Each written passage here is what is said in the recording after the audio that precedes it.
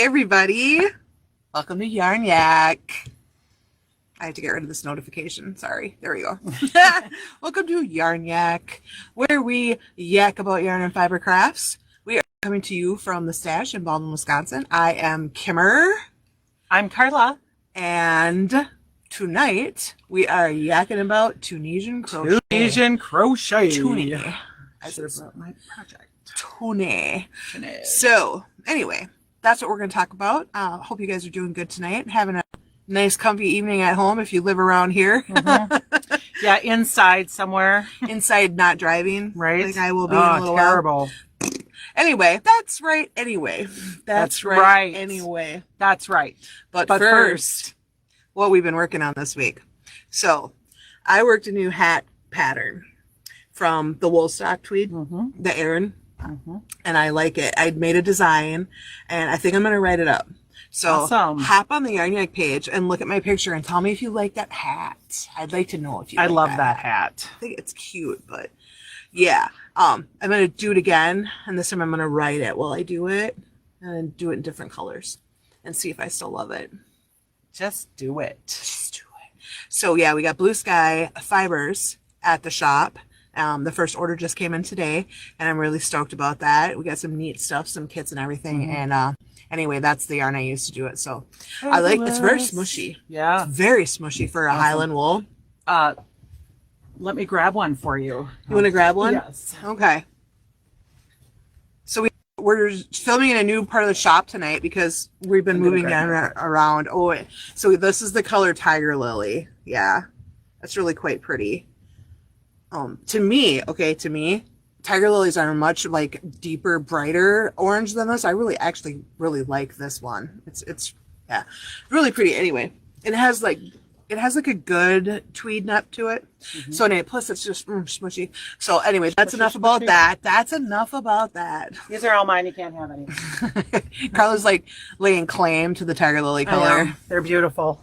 Anyway, so what have you been working on, Carla? I am working on this Tunisian strip blanket. I thought you were going to say Tunisian stripper. And yeah, this Tunisian stripper. So I'll show you a picture. Yarn porn. Yes. Yarn porn. Exactly. It is really pretty. It's good yarn porn. I mean, look at this. Look at this. Yeah, look at this. So cool how this is turning out. So tell the people how you did that. So I did that with a Tunisian hook. I know, but like, so it's Tunisian. Right? It's Tunisian, yes. But also and then. Okay, so the also and then. This is a simple stitch, and I use two colors. So it's so cool how it turned out. Yep. So this is actually the front, and then this is the back. This is my WTF moment about Tunisian simple stitch in using two colors. Is that you get a completely different. So how much fun could you have doing color blocking with Tunisian using two colors on all the pieces, because you get a totally different result.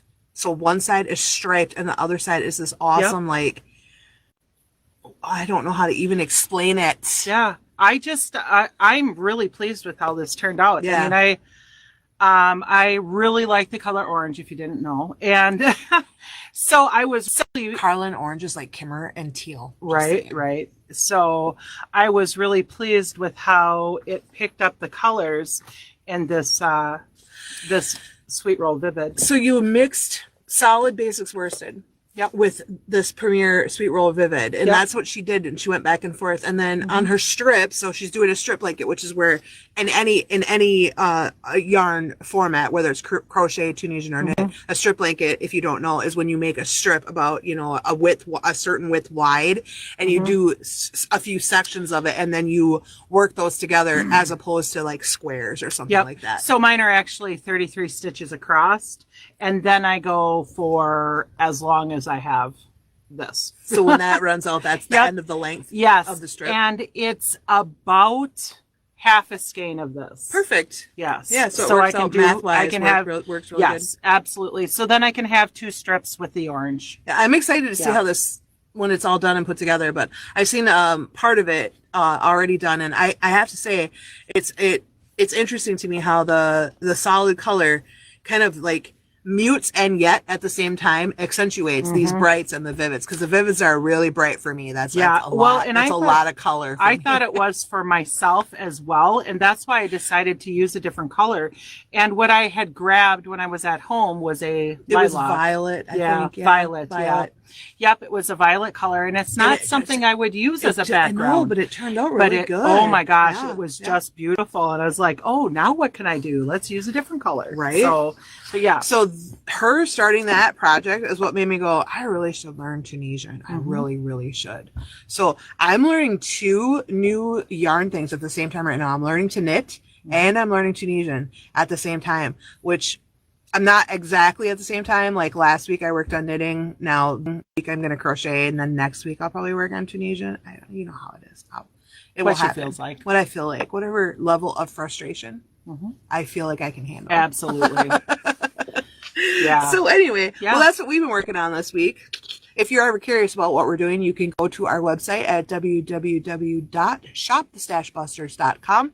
Click on Yarnyak at the top where it says more. You can click on that and it'll drop down menu for you, and click on Yarnyak and see pictures and little blurbs about what we've been doing. And there's a photo gallery of some of our past projects and various other things on there about us if you are curious.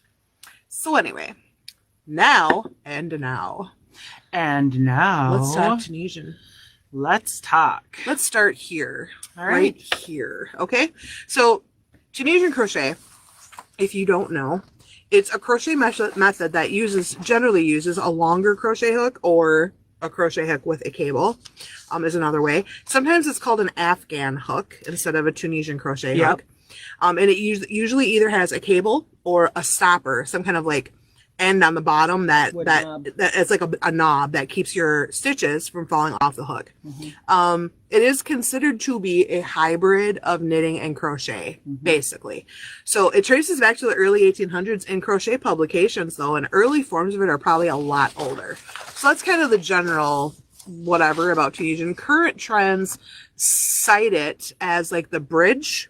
And that's kind of how I always think of it too. Yep, the bridge between knitting and crochet. Either way, whichever one you know how to do, if you want to learn the other one, Tunisian is a good thing to learn first, because it kind of, or at the same time, because it kind of helps your brain cross over to the other one. Whichever way you're going, it doesn't matter. It's an interesting, very interesting little skill to pick up. So you can Tunisian crochet anything too. You can Tunisian crochet anything that you can knit or crochet, from socks all the way to blankets. Like you can anything, you can make anything. You can work flat or in the round, just like with both of those crafts. There's no special limitations to Tunisian crochet. So there are different stitches, different combinations of stitches, just like in crochet. And then you put stitches on the hook, work them, and then take them off, which is really similar to knitting. There's different kinds of hooks. There's like you can actually use a regular crochet hook. If it's long enough for you to put the amount. For example, interlock. You're only using, depending on how big your squares are, in that, you don't need this to do that. You can just put it on a regular crochet hook. There's no difference in the sizing of a Tunisian crochet hook versus a regular crochet hook. That sizes are the same. In the diameter of the hook. That's all the same. It's just how much length do you need? So do you need a long hook? Do you need a cable with a hook with a cable? What do you need? And then there is, there's a few different styles of hooks. So there's the regular crochet hook you can always use. There's the fixed stopper style, which I was just mentioning, which has like a butt on the bottom of it, like a knob or something fixed to the bottom that your stitches won't slide off the end of your hook. Keeps it on. And then there's the double-ended hook, which is not just for Tunisian. There's actually, you may have seen, like on Facebook, for example, you may have seen videos, tutorials, or example videos of people doing like these crazy looking, but actually really simple, stitch sets where you scoop in, you work the crochet just like you normally would, but then you like pull up a loop and then you pull your hook through, grab it with the other end, and then come back and work the stitch behind it. It makes a really interesting like woven type look fabric, which is cool. But you can also use those for crochet or for Tunisian crochet. And then there's like the fixed or corded or interchangeable with a cable, which is basically the same. Your fixed would look like this. It would look the same. This doesn't come off. Yep. This one's an interchangeable, so it unhooks here. So then I can use this as a regular crochet hook without this on there if I so chose. If you so chose. And you can also change the length of your cable on your Tunisian hook if you need to. Because like if you were doing a blanket or something and you had like, say you had 160 stitches, you know, you'd want a longer cable. And the really nice thing about these cables is this comes off and you can hook cables together. Yep, you might need a little adapter, but you can hook them all together and get the wire as long as you need it for your project. Of all the Tunisian hooks that you've already used, these Dreams are your favorite? I do love them. I really like them as well. They're nice. I like they have a nice pointy top and they have a nice deep throat. Yep. And they're very nice. The more I crochet, the more I appreciate the proper, well, not proper, but for me, preferred shape of the tip. Absolutely. Because I get really frustrated with a bigger, blunter tip. I don't care and those for are nice. They don't have that. So so the structure of Tunisian, basically it starts the same way as crochet. So you start with a slip knot. Or knitting, for that matter. You start with a slip knot. Pretty much anything that you're going to put on a hook, you need a slip knot. So there's that. And then some kind of foundation. Yep. Okay. And then in crochet, okay, for example, you do a foundation or chain, and then you work into your stitches, but usually you work one at a time, one stitch at a time, one loop at a time. You have one stitch or one stitch set on your hook at a time. Okay. In knitting, you create stitches on one needle, you work them, and move them to your other needle to complete. So all your row stitches are on your needle and at the same time, and then they're worked onto the other needle one at a time until that whole row is on the other needle.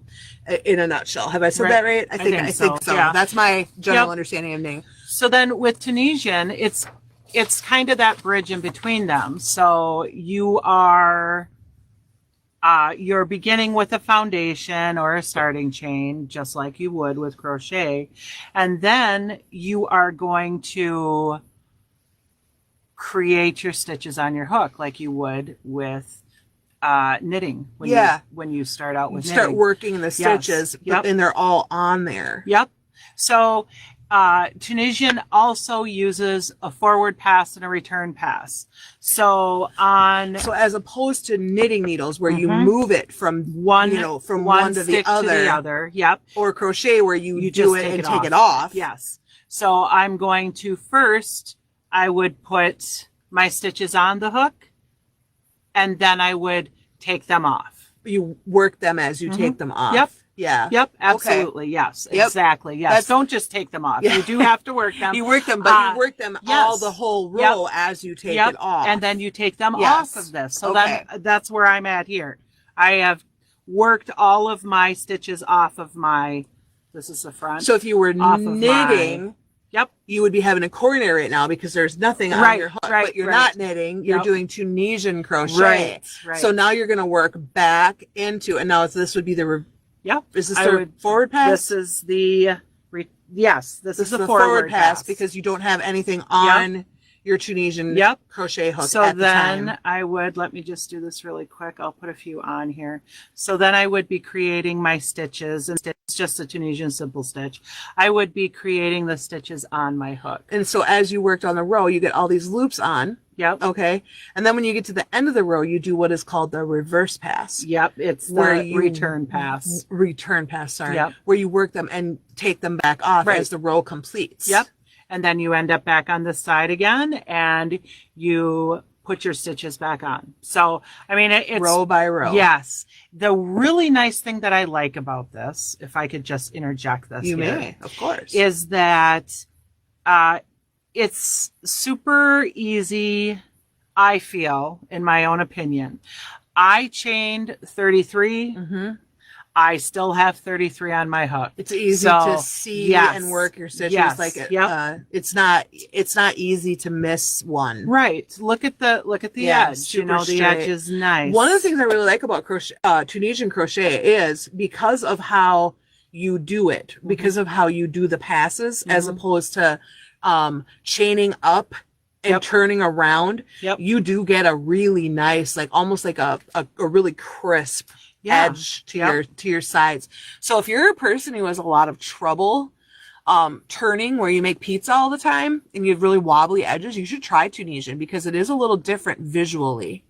It's an interesting, it's very simple to learn. I think I feel it is. It's not overly complicated to learn, and you don't have to learn all the things in order to use it. You can just learn the simple stitch and maybe one or two other things, and you can make a lot of things that way. Yes, it makes a nice almost fabric. Yeah, you know, and that's what I really love about it. And so, to me, another difference between Tunisian crochet and regular crochet is basically the complete absence of holes. Yes. So if one of the things you don't like about crochet is that the work is, you know, somewhat more open, Tunisian crochet is a way to learn to crochet without having that. Yep.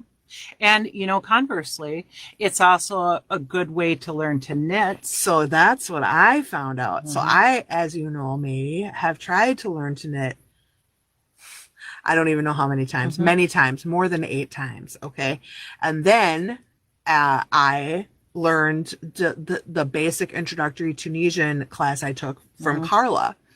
And a few weeks later, I had Allie sit down and show me again one more time. I was like, okay, I'm going to try this one more time. And then I'm literally going to say, Kimmer can't knit. And only I could. And I honestly think that the light bulb, the connection, was the Tunisian class, because I understood a little better what it was that I was trying to do with the knitting needles. Like it made more sense. So those are my personal, that was my experience with it. I really think it flipped the switch for me. Yeah, with absolutely. Knitting. Yeah. It made it easier for me to understand, because I've crocheted my entire life. Right. So. Well, as if and I did dabble in Tunisian years and years ago. I never did before. So, and that was before, unfortunately, before YouTube tutorials. So you really had to like, oh my goodness, stare at a book and be like, and then set it down and then walk back and set it down and walk back. So yeah, okay. So kind of went off the rails there, but there are a lot of stitches that you can. Yeah, you can have a lot of fun with it. Yes, I was I'm going to jump ahead a little bit. So my favorite so far right now anyway, like Tunisian superstar, like blogger, pattern designer, is Toni Lipsy. She is amazing. She has a great book.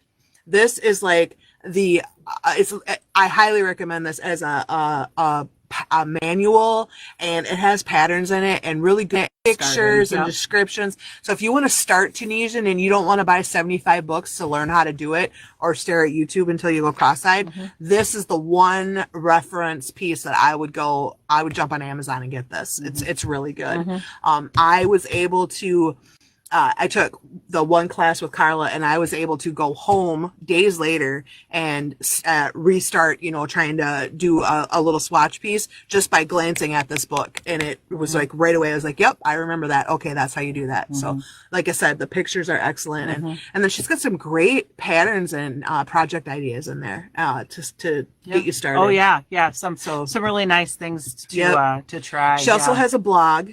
And I think she has like a YouTube channel. So check her out, Toni Lipsy. She's very, very, very a modern, kind of on the edge of Tunisian crochet, and developing it into just as viable of a craft as knitting and crochet are. Absolutely. So, yeah. But yeah, you can do a bunch of stitches. I was looking through this book, and I didn't know, like, you can do the chevron, like ripple. You can do the seed stitch. There's a whole bunch of them that I didn't even know. You can Tunisian in the round. Yeah. You can make circles. Yeah. You can make circles. You could do hats. Absolutely.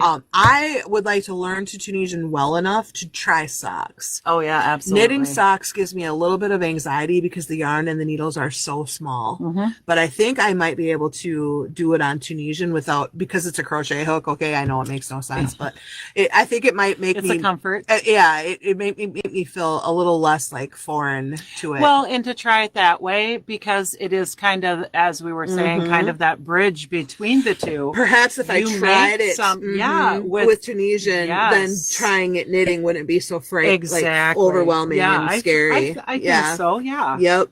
Yeah, that's my kind of feeling on it. So, if you ever were interested in Tunisian, we will be starting Tunisian classes again after probably maybe February-ish. Carla has crochet classes to teach in January and February, so we'll have to look at her schedule and see when she can work it in. But we have had some interest from customers, so be looking for that if you're interested in it. And if you don't want to wait for a class, you don't have to. You can use this book, you can use YouTube, you can try and get started, and you can certainly stop in when Carla is here. She's usually here in the mid-afternoon on Saturdays, usually, and you can try and catch her and ask her questions. I also might be able to help you at least a little bit. Yeah, I know a little bit, not a lot, but enough that I might be able to help you get started. Yeah, right? Just enough. Just enough to be dangerous, like knitting. I know. I know just enough now that I can totally say the wrong thing. You can count on it. I'll be like, I'll say this and be like, oh, never mind. That was not it. So anyway, yeah, it's definitely worth checking out. So, I have one WTF moment, and it's not even really a big one. It's just that I did not know that there was that many stitches. Like, I had no idea. I thought it was just a couple things. I thought it was just like there was only a couple things.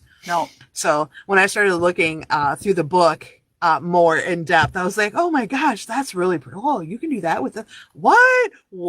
I was like, I wonder how that works. Now I have to find out. Yeah. Like the chevron on Tunisian. Actually, when you read the directions to do the chevron on Tunisian, it actually looks like you might have to count less than when you do it regular crochet. And if that's the case, what angels will sing, because I hate doing the ripple of the chevron stitch because of the counting. Somehow, all the time. My arches always end up like one short on one side. I don't know what I'm doing. Probably I talked to somebody or... Oh, look, a butterfly. Oh, look. Squirrel. Exactly. The Viking knitting. Oops. Yeah. Oh, yeah. The Viking knitting guy. The Viking knitting guy. Wow. So I just want to throw out there too, that if any of you are of a time period where you grew up in the 70s, you might have heard it called Afghan crochet. Afghan crochet. Yeah. Yep. So it's the same thing. Yeah. So Tunisian is the proper name for it. Yeah. And if you end up finding any older patterns or whatnot, they might call it an Afghan hook. That is what it is. It's Tunisian. Afghan so you don't have to pick and be like, what is this Afghan crochet? Yep. I wanted to make sure and throw that out there. Some hooks are still called Afghan hooks. They are. Too. But it's essentially a Tunisian. Yep. Yes, it is. Fabulous. So Carla. Yeah.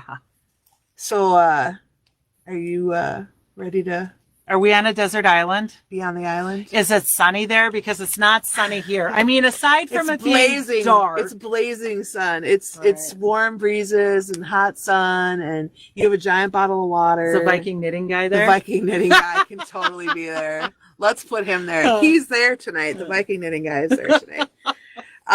So you and the Viking knitting guy are stranded on a deserted island. Actually, I'd prefer my husband. Thank you. Okay, me and the Viking knitting guy. No, I'm just kidding. I prefer my husband too. The Viking knitting guy is he has nice hair. He's very attractive. He has nice hair. That's what it is.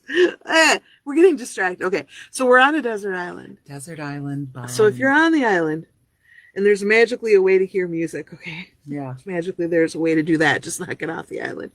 If you could only hear one piece of music, one song, one musical composure forever, what would it be? I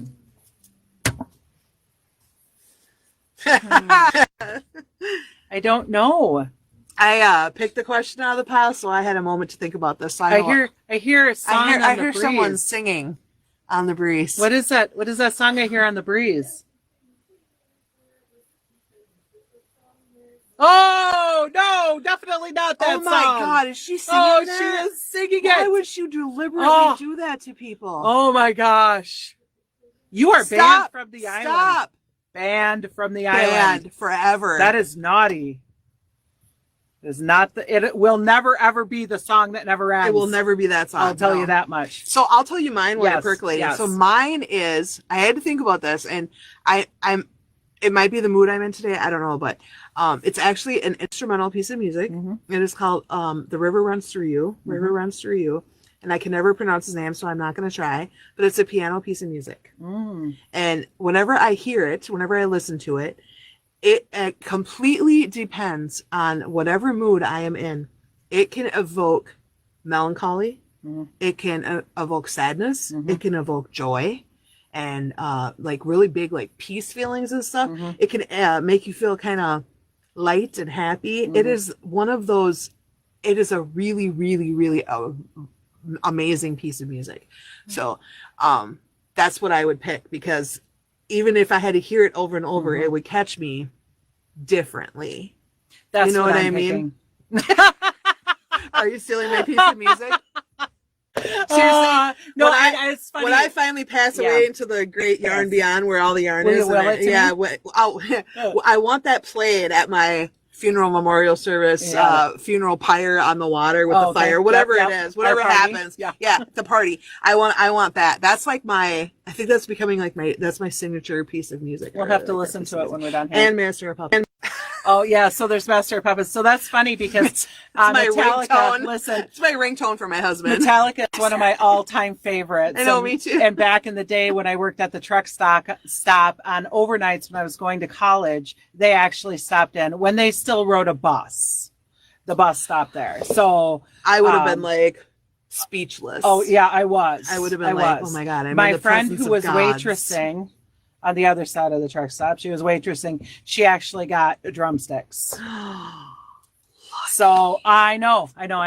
So that's what I was thinking, is that I don't know if I could pick one song. I love music so much. Me too. And that's what I mean. I had to think about that. I was like, if I really could only pick one thing, what would it be? And I would be like, I'm like, I don't want any of my favorite songs to become songs I hate because I've heard them over and over. Would happen. Yeah. So I was like, oh, but that one thing, and that river. And it's funny you did that, because that's what I was thinking. I was saying, oh, you know what? These are the ones I really love. And it's like, but I'm not going to pick those because I don't want to listen to those all the time, because I would hate them. You would hate them. Yeah. So I was actually trying to think of, I don't know the name of the songs, but I love the Spanish guitar music. There you go. And that's actually something what I was like leaning that. towards. Yeah. Something like that. Well, you can say that. Some kind of Spanish guitar music is I just what Carla love it. would pick. I just love because it. You could, it's great. It changes, it lilts, and like you can, I think there's so much going on. I think you need instrumental music in a situation like that, because it doesn't, so like what piece of music, you percolate, you all yarny people, what piece of music, if you could only listen to one piece of music forever,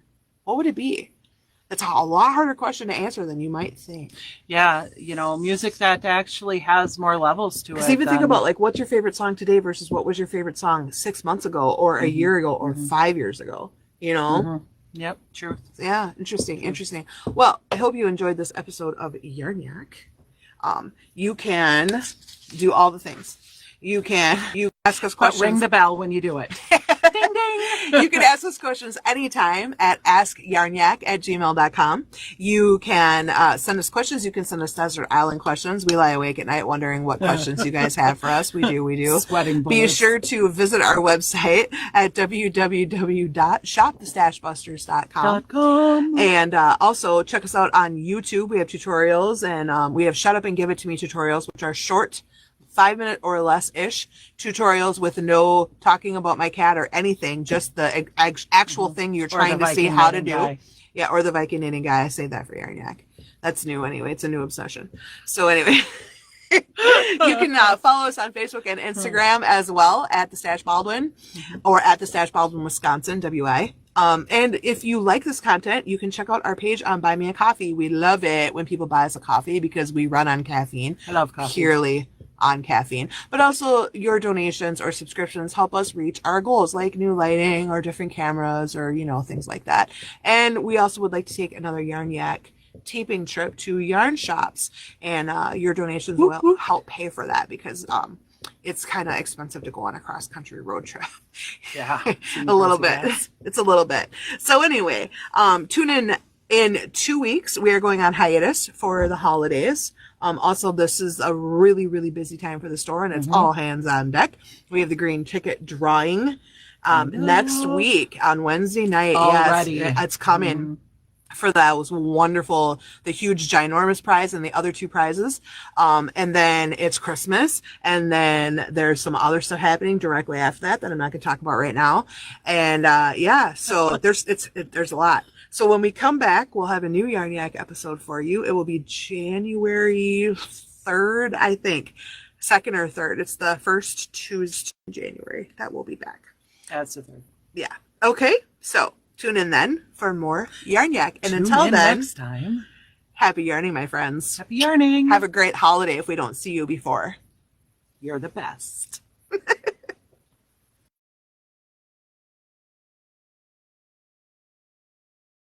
Yarn.